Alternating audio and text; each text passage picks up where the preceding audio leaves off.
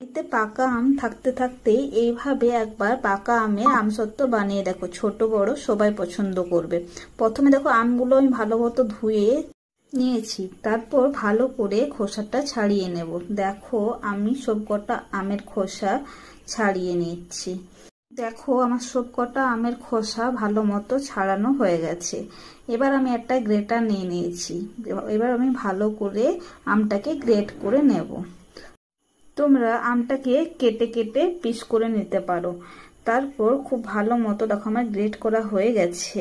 এবার ওর মধ্যে পরিমাণ মতো নুন ও বিট নুন আর চিলি ফ্লেক্স দিয়ে মিশ্রণটা আমি মিক্সার গ্রাইন্ডে ভালো করে পেস্ট করে নেব।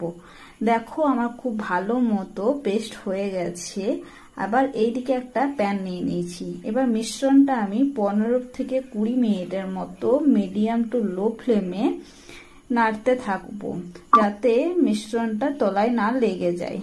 দেখো আমার মিশ্রণটা খুব ঘন হয়ে গেছে।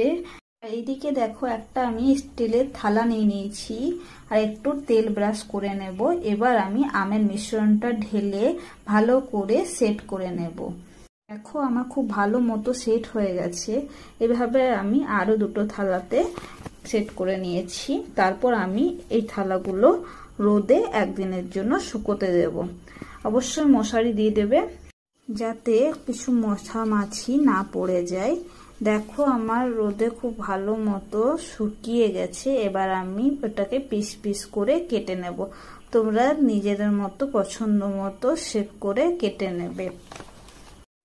রেডি হয়ে গেল পাকা আমের আমসত্ত্ব। তোমরাও ঝটপট করে বানিয়ে ফেলো আর কেমন হয়েছে জানিও।